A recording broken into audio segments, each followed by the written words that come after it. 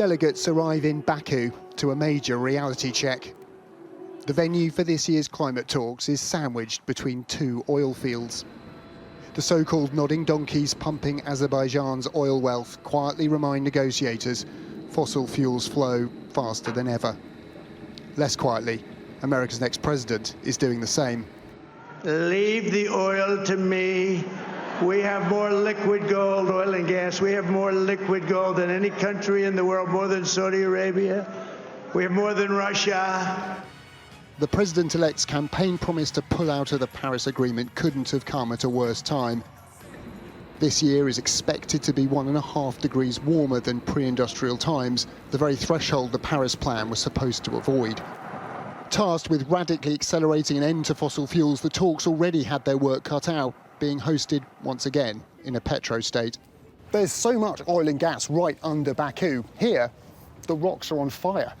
Natural gas seeping up through these fissures is thought to have burned continuously for about 4,000 years. No wonder then that Azerbaijan gets 98% of its energy from fossil fuels. And despite being president of this year's climate summit, it shows no intention of changing that. As well as announcing more ambitious carbon-cutting plans, which Azerbaijan may still do, COP29 must agree a new financing deal to help developing countries like it transition away from fossil fuels.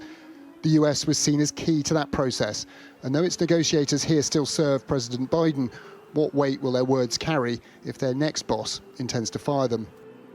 It's a blow.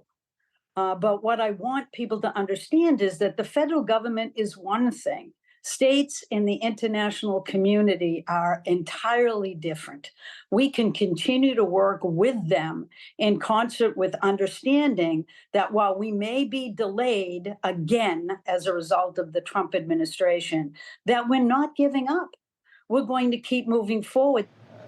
But what can't be ignored is that Mr. Trump just witnessed the lethal impacts of weather like Hurricane Helene, made more extreme by warmer temperatures.